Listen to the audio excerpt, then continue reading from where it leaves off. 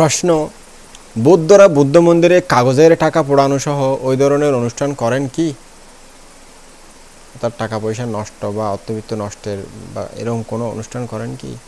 উত্তর হলো, কোনো বিষয় সম্পর্কে সঠিক না জেনে সেই সম্পর্কে ধারণা করা উচিত নয়। তবে একথা অনস্বীকার্য যে বৌদ্ধদের জীবন আচরণে কিছু কিছু বৌদ্ধ দর্শন পরিপন্থী সংস্কার ও বিকৃত বিশ্বাস প্রচলিত আছে।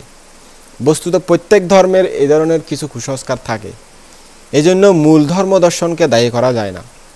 এই প্রসঙ্গে বুদ্ধ নিজে স্পষ্ট বলেছেন, বৌদ্ধ দর্শনের ব্যাখ্যা বুঝতে কেউ অক্ষম হয়ে ভুল আচরণ করলে তজ্জন্য বুদ্ধকে দায়ী করা যায় না। এই প্রসঙ্গে তার মন্তব্য হলো, চিকিৎসক থাকা সত্ত্বেও যদি রোগী চিকিৎসা না নিয়ে রোগ যন্ত্রণা ভোগেন, তার জন্য চিকিৎসক দায়ী কেন হবে? চিকিৎসক তো দায়ী নন। কেউ যদি বুদ্ধদেশিত দুঃখ মুক্তির উপদেশ যথার্থ আচরণ না করে দুঃখ ভোগ করেন, তার জন্য বুদ্ধ দর্শন দায়ী নয়।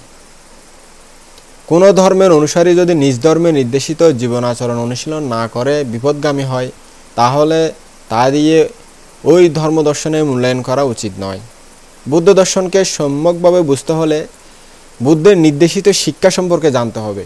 এই বিষয়ে লিখিত গ্রন্থ আদি পাঠ করতে হবে, অর্থাৎ ত্রিপিটক শাস্ত্র আদি অধ্যয়ন করতে হবে। যারা বুদ্ধ দর্শন সম্বন্ধে জ্ঞাত তাদের সাথে আলোচনা করতে হবে, তাদের কথা শুনতে হবে, তাদের দেশনা শুনতে হবে, তবেই সঠিক ধর্মটা জানা যাবে, বোঝা যাবে। আরেকটা প্রশ্ন হলো,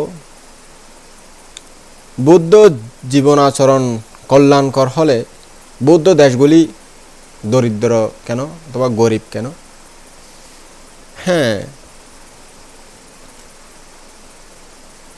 উত্তরে বলতে হচ্ছে, দরিদ্র বলতে যদি আপনি আর্থিক দারিদ্র বুঝেন তাহলে কিন্তু বৌদ্ধ দেশ, হ্যাঁ ঠিক আছে, দরিদ্র।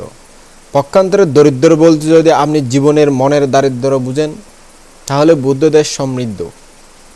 উদাহরণস্বরূপ বলা যায়, আমেরিকা অতি ধনী ও শক্তিশালী দেশ, কিন্তু এখানে অপরাধমূলক ঘটনার পরিসংখ্যান খুব অধিক পরিমাণে বেশি। পিতামাতারা তাদের সন্তানদের সেবা বঞ্চিত হয়ে বৃদ্ধ বয়সে একাকিত্বের যন্ত্রণা ভোগ করে বৃদ্ধাশ্রমে মৃত্যুবরণ করে। পারিবারিক সহিংসতা, শিশু নির্যাতন, প্রতি 3টি দম্পতির মধ্যে একটি ঘরে বিবাহ বিচ্ছেদের ঘটনা, সহজলভ্য পর্নোগ্রাফি,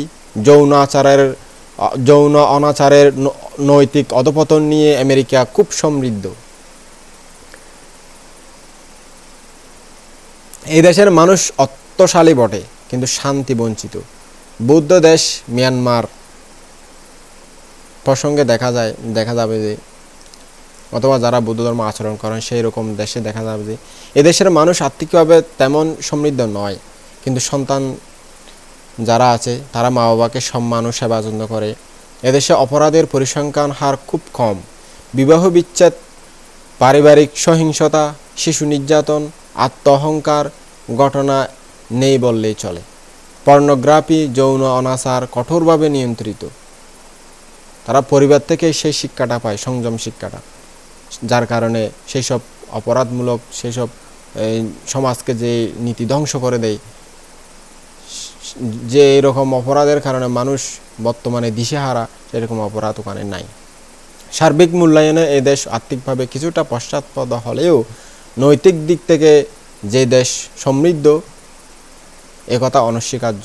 উপরন্তু আর্থিক উন্নয়নের বিচারে জাপান এখন বিশ্বের অন্যতম সমৃদ্ধ দেশ, যেখানে 93% মানুষ